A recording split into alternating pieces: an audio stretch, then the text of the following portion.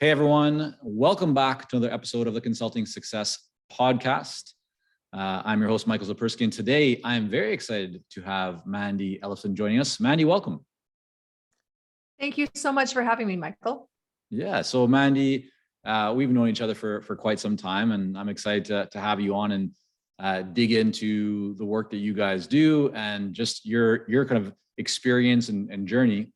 Building up your company, Hands-Off CEO, where you work with agencies and firms to really get back their time, help them to scale their businesses. And I thought maybe where a great kind of place to start would be is just talking about this idea, like the name of your company, Hands-Off CEO. What does that mean? What does a hands-off CEO do, and how should people kind of think about that? Yeah, well, being a hands-off CEO, there's actually 5 different levels of being a hands-off CEO, and we could kind of go into that. But one of them starts with getting out of client support all the way on to actually completely removing yourself as the CEO and being able to sell your business. And a number of our clients love to get to about level 3, where you're able to have hands-off CEO level 2 allows you to get the company to run without you for a matter of weeks at a time. And level 3 is where you're able to have the company grow without you. And that is a pretty freaking sweet business to have. So I hope, does that answer? Yeah, no, we're going to get, so hands-off CEO is? I wanted to ask you about like the 5 exits. Is that the same concept? Yes. Okay. Exactly what I'm talking about. Yeah. We'll put a bookmark in that for a moment, and then we're going to circle back and dive deeper into it. But I thought just to kind of define that. So you've given a good kind of high level perspective and overview of the idea of a hands-off CEO. I want to kind of dig into one of the things you help your clients to do, which is to really kind of get back time, right? Which is a kind of a core part of being able to be a CEO, is to have time to think strategically, to plan or to work with a team. But there's a lot of things that can eat an owner's time, and they wind up just essentially having a job or being a lot busier than they even were before. So walk us through, from what you've seen, where are the big opportunities for owners to really think about getting back their time, and what are maybe some tactical steps that they can take to actually start to create more time and more space for them to be more strategic and planning, or just to enjoy life? Right. That's a great question. And that's going to be different based on the stage of the company. And we're working with companies typically when they're having their team is at least, if they have at least a few people, up to about 25. That's where we're typically working with consulting agencies. But to be able to get your time back, when you're a lot smaller, when you're teeny tiny, maybe even solo, you're really focusing on productivity. You're focusing on automation and those little things to be able to get your time back, right? Mm-hmm. Those are all relevant. But what happens is you continue to scale your company, continue to grow, and looking to scale your company. What you need to do is really be able to get more productive by getting productivity through other people, not necessarily by squeezing more into your day. In fact, trying to squeeze more into your day and becoming more and more productive is actually one of the biggest things that we see leading to CEOs burning out at this stage, because really what they need to do is really open up whole days in their calendar, in their work week. We can talk about that later on too, if we want, but where they have a lot of time to think, a lot of time and space to be thinking and to be generating those ideas, to be able to expand their vision. And they need to be able to get a lot more done by doing a lot less. So that means you've got to really get that team in place doing it. And a big piece of that I see missing is not having the sales structure and the offer structure and the pricing in place to be able to actually afford them. So that's one of those things. It's like a multifaceted challenge, where to be able to get out of your day-to-day, you need to be able to sell more. The problem is you can't sell more because you don't have the time or the people to actually deliver the work. So it's really this catch-22 place that a lot of consultants and agencies get stuck in, and it's really challenging. So let's kind of dive a little bit deeper into that. So the distinction that I'm hearing you make here is that at the earlier stages for a consultant, a consultant will be very focused on their own personal productivity, revenue generation, sales, delivering work. They're doing a lot of different things. They might even have some team members. But there's a line kind of in the sand that is drawn that in order for you to really be able to scale to that next level and to continue growing, it's not about you as the owner and leader becoming more productive yourself. It's about shifting productivity and systems and really like outcomes and output more to team members. When is that time? Is there, in your experience, is there a certain level of revenue, certain number of team members? How should people, and when should people start thinking about, okay, just me, like, as a solo or really small team, hustling, just making things happen, growing revenue, to actually thinking about, okay, I need to intentionally really focus on systems and building my team? That's a great question. And I think it really comes down to what your goals are, because there are some consultants, they want to be solo, maybe have a couple contractors, but they want it to be, their show, and that's all that they want to do. And there's nothing wrong with that. But so it's just knowing what your goals are. But if you know that you want to have a company that can be able to run without you, that you can someday maybe be able to sell if you want to, but really a company that allows you to be able to generate income that's not dependent on your hours, which is a real company, right? That's where you get into a real company. This is like, the sooner you can start thinking that way, the better. Right. But it starts with first making that decision on what kind of company that you want to create. And then from there, just as aggressively as you possibly can, because that's what gives you that freedom. That's what gives you the ability to be able to sell into that capacity. Right. So take the consulting business owner that is very busy right now delivering on client projects. They do want to grow. They want to scale to that next level. They could try and shift the delivery off of themselves to team members. They could shift to trying to get a salesperson in to do more of the sales, or bring in a marketing person to do more of the marketing and lead generation. So there's a lot of options that an owner can, has. Where is there a certain place that you have seen people tend to see better results, or what they should focus on first? Like, should they focus more on delivery, more on sales, more on marketing? How do you think about that? What's your experience there?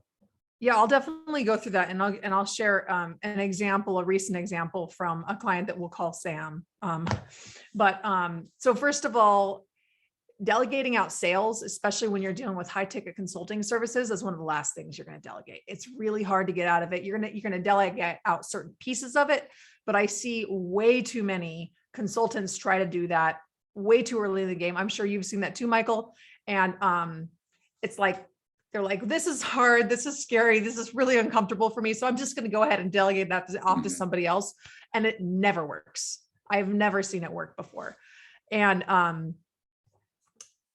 the challenge is that it's not defined enough for it to be a process that you could actually delegate out to someone else. And in the meantime, as a consultant, as you're figuring those things out, as you're getting better and better at articulating your value, your charisma, your energy, enthusiasm, you can sell it even if you're not that good of a salesperson. Right. But the founder is always able to sell more effectively than a salesperson would, because of your knowledge, because of just, as you're talking about the energy that you bring to it. And I think the other thing that you just mentioned, which we've certainly seen a lot, is that one of the challenges in selling consulting services, let's say through a salesperson, is that oftentimes the consulting, businesses have too many offerings. There's too much custom in there. Right. So it becomes very challenging. And I know that that's one thing that you focus on. We've seen this a lot as well, where by having a more structured offering or a program or a productized offer, selling then becomes a lot easier, right? Oh, so much easier. So there's a number of things that you want to be doing before you can step into that sales piece. And one of those things is dialing in the offer. Like you're saying, going from selling 12 different things, it's totally custom when you're having the sales conversation, which the challenge is that, you've seen this, Michael, it's so much easier to go and say, oh yeah, you need this, we'll do this and do this and do this, especially when a lot of the work is coming in through referrals. But one of the things that we look at is, okay, what is I don't want to go into too much into this because I know we're going to be talking about exits and everything, but really going into what is that top 10% of the work that we can do, who can we do it for? And then looking at that world-class outcome that you could create, and then looking at like that could be our offer.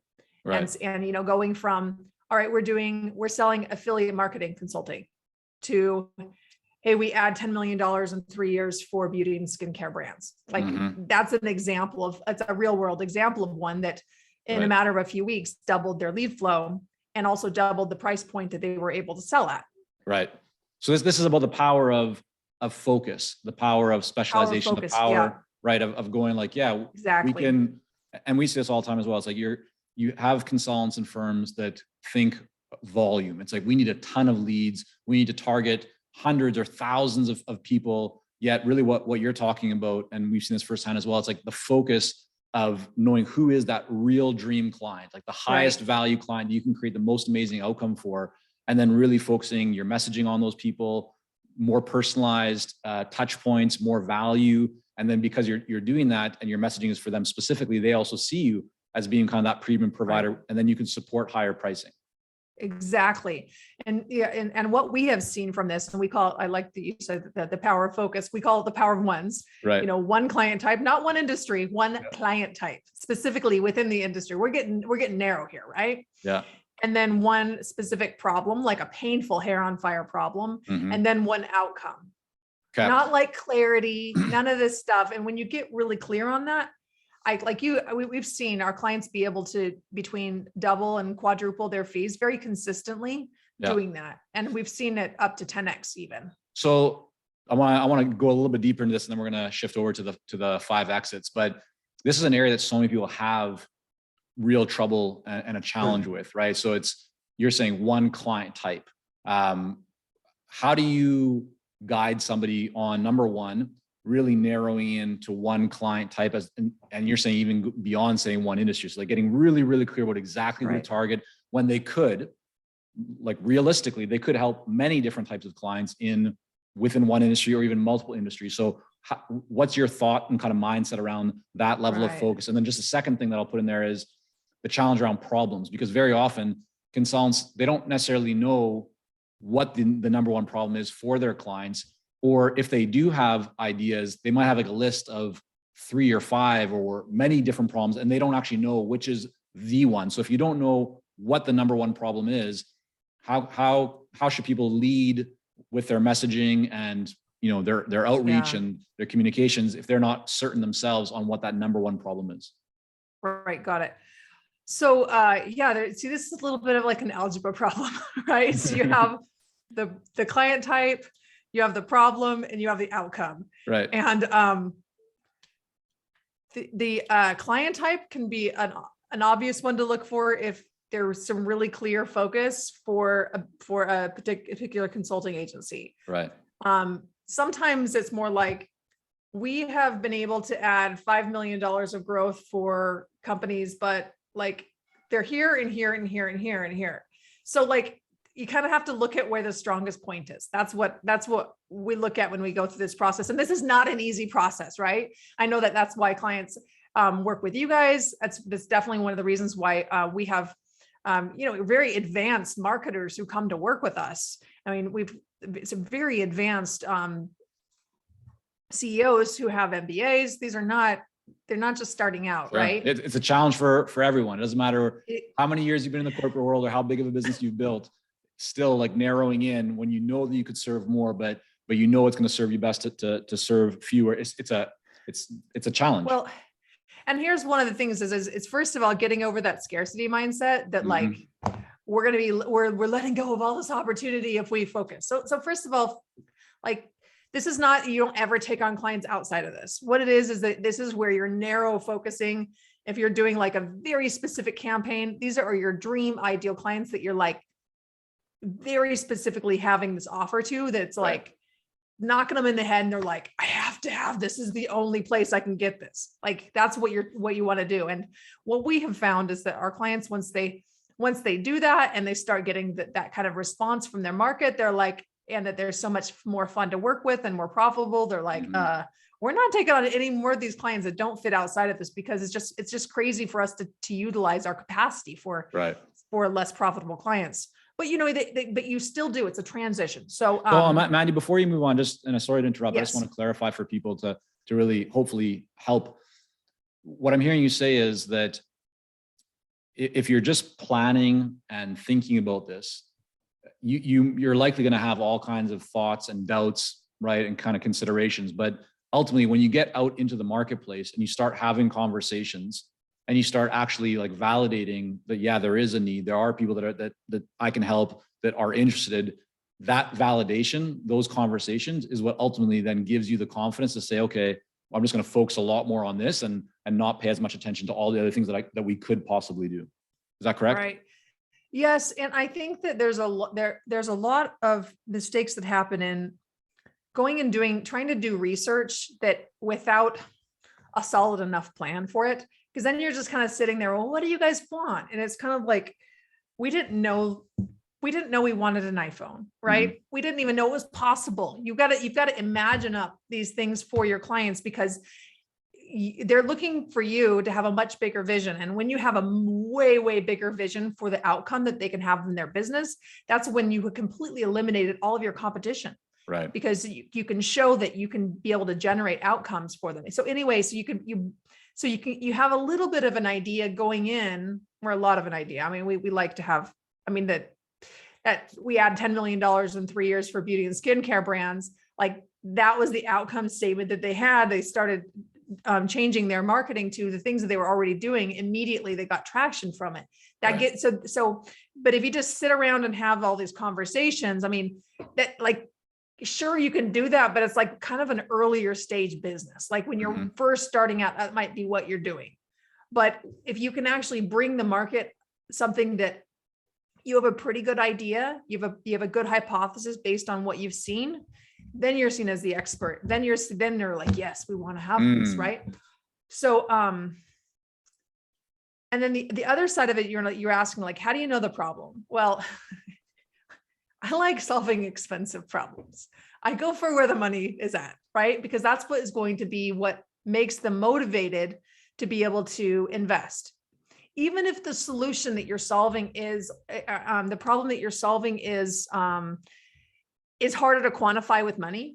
And sometimes that is the case.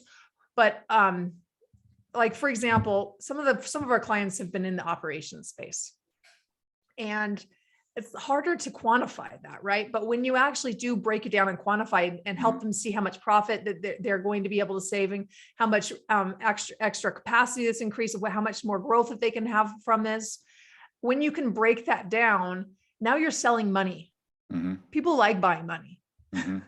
Especially when they're going to get a lot more back than they're putting in, right? So exactly. Yeah. So and that comes down to the client that you want to serve too, right? There's going to be some clients that feel that pain so much more intensely than others.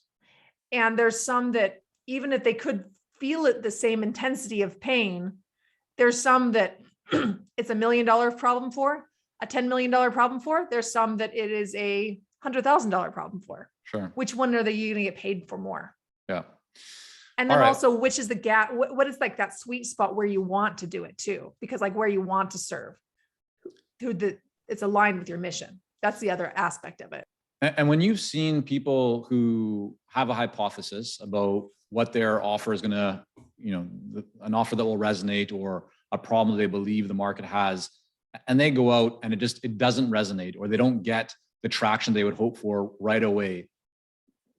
What's the shift that they need to make, or how do you typically kind of counsel or advise people to deal with that kind of situation when it does come up? First of all, I want to check their stories because very often they're like, this isn't working. And then you find out, well, how many people did you reach out to? 10. I'm like, well, that's not enough information there, Now, if it was 10 clients that have that specific problem, that gives you that's good information, right? That's valuable.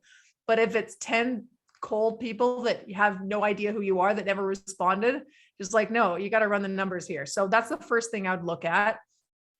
And I'd look at the hook, is it sexy enough? Is it actually going to cut through the noise? And then I'd also look at, go ahead. No, I was going to say, sorry, just for everyone, just to clarify. So the hook, meaning hook in the message, right? The message you're Yes. communicating, put out into the marketplace. Is it compelling enough, enticing enough, interesting enough for somebody to actually want to respond to you? Right. Well, and the other part of it too is that like, is it actually even landing in their inbox? Like, so if Mhm. you're sending out a cold email, for example, like, are they even getting it? Right. So that's one thing. And that might mean that you're calling them too, just to double check. So I think the number one thing I would be looking for is actually, are you working it? And that's the number one breakdown that we see, is that resistance comes in and say, I don't want to bother people. I don't want to do this. And it's just like, you know what? Put on your big girl panties and just go make the calls. You just got to do it to be able to figure that out if it's going to work, and to fail fast. And then you just keep pivoting. The biggest thing is just when you're having conversations, you're just hearing, you have an idea about messaging that you might share, and then as you're talking to people, you're like, oh, that's it, that's the thing, and you just keep tweaking it and tweaking it and tweaking it, and then making sales along the way. Mm-hmm. So that would be my approach to it on a very simplified way to say. Okay. That. And I want to circle back before, so I want to take kind of touch on the 5 exits or the 5 levels that you mentioned. Before doing that, I have a feeling that I'm going to get messages afterwards saying, hey, Michael, you start asking about, should people focus first on delivery or sales in terms of how to expand or grow in the team. And we didn't, I know you addressed, don't start with sales, right? The founder there, but let's come back. So if somebody is growing, they're starting to reach capacity, they're very busy delivering. What's the first step that they should take to create some breathing room and space for them to be more strategic and keep the business growing? Thanks for circling us back on that, because this is a very important thing to look at. And the reality is that nobody's really talking about this right here, this piece right here. They talk about systems, they talk about, putting EOS in place and all of those things, which are great, but they're not actually talking about the people component of it. And really it should start with vision, people, and then process, not like CEO getting their hands in the weeds and building the processes. That's not your job. Your job is to hire people to build those processes for you. Mm-hmm. So, one of the things that we see that the biggest thing that we'll see hold back CEOs from bringing their company to say 3 million is a really good operations manager who actually can run the business based on repeatable, proven processes. Mm-hmm. And there's a number of things right there, not just run the business, but they need to actually innovate those processes. And that's one of the biggest things that we see are holding them back. And so companies, if companies are struggling to get to 1 million, this is also a problem. They don't have some kind of management. They don't have any management structure if that is effective. Mm-hmm. And if they're effective, then they shouldn't have a problem if their offers are selling, and if they have a project manager or something in place that's like pulling all that off of their plate, they shouldn't have any problems getting to 1 million. Right. But we found that. You go ahead, Mandi.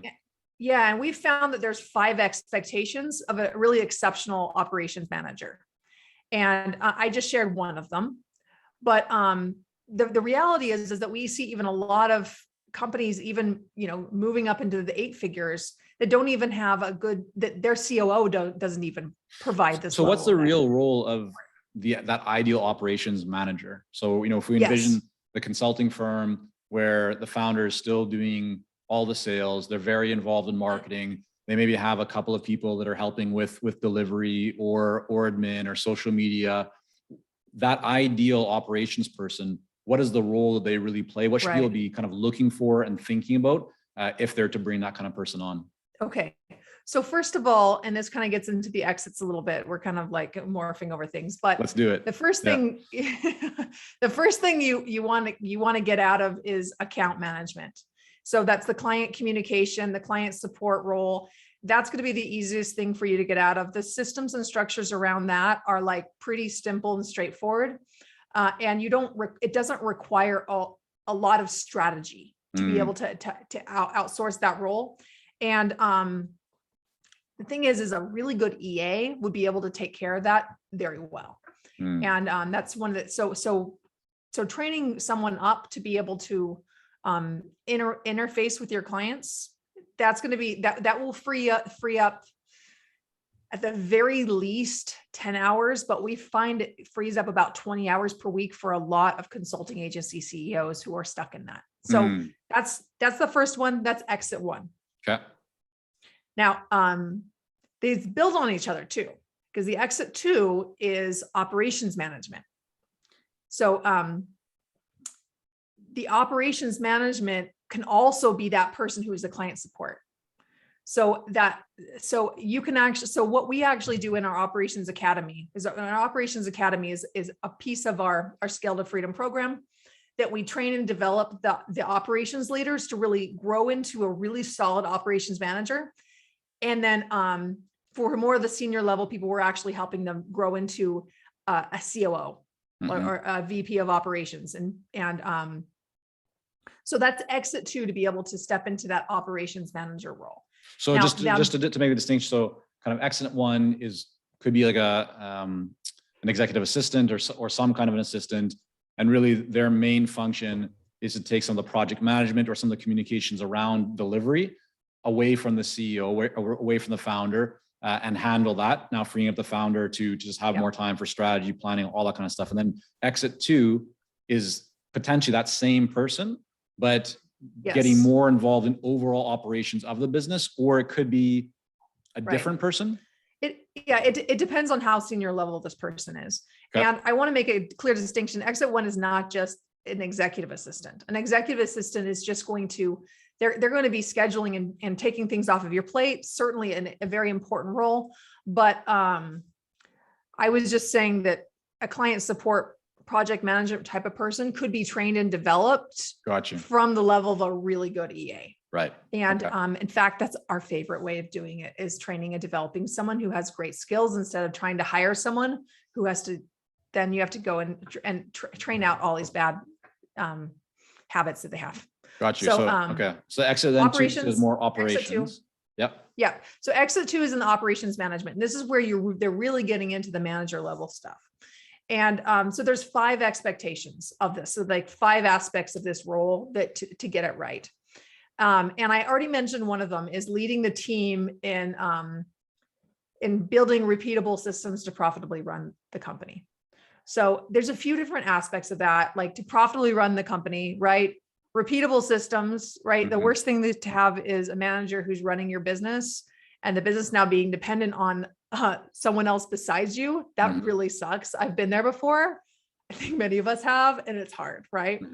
But what we need them to do is to innovate repeatable systems. So their job is so I don't know if what you've seen, Michael, but we see that with fast growth companies, their systems can break down like as early as 90 days. Like they're breaking systems so quickly. So systems need to be innovated between every 3 months to 18 months, just depending on how fast the company is growing. And the biggest thing that we see that holds back growth of the company is the CEO is constantly being pulled back in to keep on updating those systems because no one on the team knows how to do that. So you really need, yes, the whole team needs to be doing it, but you need to have an operations manager who's overseeing innovating that. What are when you're talking about this, and I want to get to kind of the level 3, level 4, level 5, just at least at a high level too, so that everybody kind of knows what they are. But for this operations type of person, what are the characteristics or the skill set that is needed? Like, do they need to have project management training? Do they how should somebody start kind of thinking about identifying that right kind of person in terms of their characteristics, their skill sets, any kind of certifications, or what's ideal to have in that high quality person? More than anything, we look for in a Colby A score is the high fact finder. We look for high follow through, and we look for a low quick start. Those are the main things that we're looking for in a Colby A score. And interestingly enough, it's a very similar profile that you actually have in other in other operations leaders too, that are a different role, which is a really interesting thing that we've found over the years. But what you're looking for is someone who can really first of all, who has the mindset of owning it, that they're willing to take responsibility, that they're willing to, they're very good with details, but they can also see a big enough picture, and that you get along with them. You can communicate with them. This is your right-hand person as a CEO. Right. You've got to really, they're going to get to a point where they're reading your mind, and that they're staying, 3-5 steps ahead of you. And oh my gosh, it feels amazing when you have someone like this in place, that they're like reading your mind.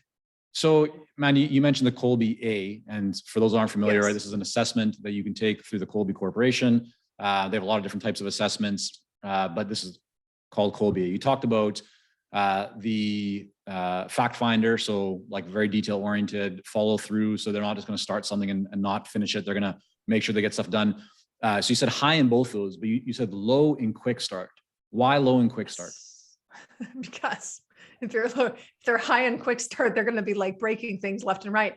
Like I am like a 9 out of 10 in quick start. You're probably lower than quick start than me, actually, Michael, I would guess. I'd have to pull up the score. Yeah, it's been a little while since I've looked at it. Yeah. I'd be surprised if you were more than 7. But just from knowing you, but and these aren't bad things. It's just that they're not bad things. It's good things. It's just knowing how you operate.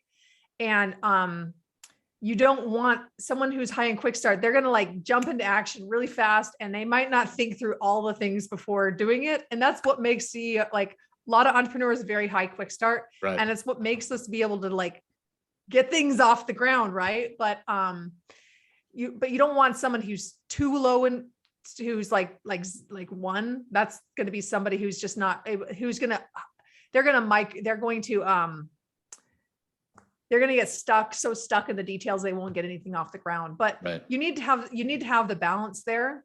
And it's going to be it's also based on the CEO too. So it's like, I'm giving some generalizations here. Sure. You kind of have to look across the point, and it's obviously not, it's not foolproof, but it's just an indication of what we look for generally in a profile. Totally. So, let's get then to level 3, 4, 5. I wanted to share a couple more things to look for in this operations manager too. So the other thing that you want them to be doing is solving problems before you're aware of them, leading the team in that.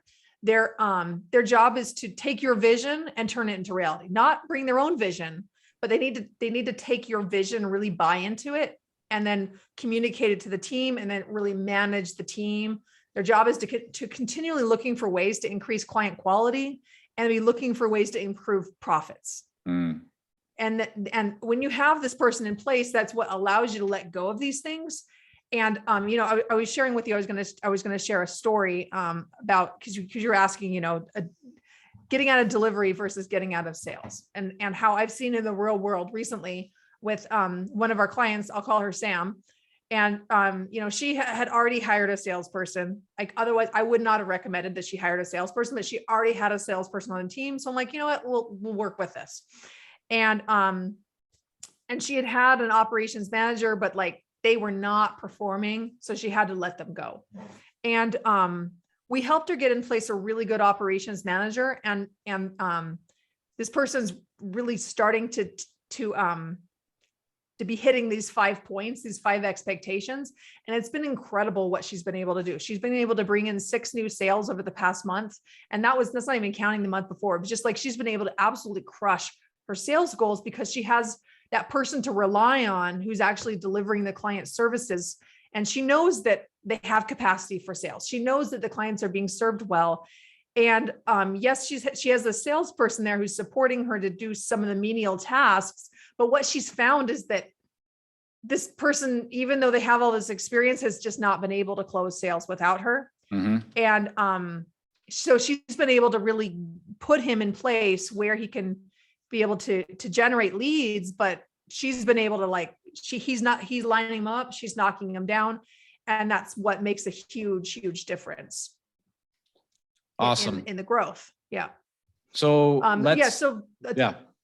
You want to touch on the other exits? I do. I want to make sure we have time to fit them in, because I don't want to leave people hanging. They're going to go, well, what are the other 3?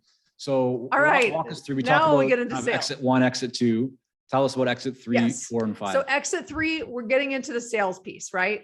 Now, this is a perfect lead into this, right? Because this is where you're scaling sales. You've gone from like organic sales just within your own network at this point on now moving into a very deliberate way. And this is where you're getting into the business, where you're getting out of the business development. You have a business development team that's lining up leads for you, and that you're and then your offer is so dialed in at this point. Now you can actually develop the person to be taking over the sales and the high tickets closing if you choose to. Right. And I mean, there's a number of things that go into that, but that's basically exit 3. And at that point, now you have a company that can run without you. Exit 1 and 2, a company can run without you. Yeah. And then exit 3, you can have a company that can grow without you. So that means that you can be gone. You can literally be gone for months at a time from your business, and it will continue to grow. Right. Okay. And so the 4th exit, this is client strategy. And sometimes this happens earlier, just depending on the company. But this is where you're getting out of the client strategy and you're actually putting in place other strategies. So now the way most consulting companies work is that they hire really high level talent and to solve all these customized type of problems. Mm-hmm. So back when we talked about the offers, I mean, we talked about the offers, and then we were talking about it all from the perspective of sales and marketing, and from the perspective of raising your fees so you had the cash flow to hire people, right? Mm-hmm. But that very thing that for the focus, this is what we found makes such a big difference in having that clear offer, and then you can build the leaders in your team who actually can help you build repeatable systems for how you're delivering really high level work. Right. And most people think that you can't scale consulting work because it's too custom. And yes, if you're servicing 10 different markets and solving 10 different problems, yes, that's impossible to scale, because there's you do the math on that. There's too many variables. It's a lot. You require a lot more infrastructure, a lot more resources. It's a whole different endeavor, and it makes sense in terms of what you're talking about, that if you're going that custom route, right, then you're going to have to invest for very high salaries to get somebody who's able to process and think across industries or very specific, unique situations. But hopefully everybody can see that as you develop a more standardized program or productized offer, or you have more guidelines around what you do and you don't do, then when you bring people on, they still need to be smart people and very capable, but you don't have to invest at the highest levels to get those custom people, because you're just able to get people that can follow the systems and processes and of course innovate and deliver on them. But it's a very different level than if you're just going completely custom. 100%. That's exactly right. And that's what allows you to scale. And what we do is we create this client success map at an earlier stage. Mm-hmm. And then that goes over those power ones we talked about. Right. And having that client success map, that foundation, that's what is actually the foundation for the training.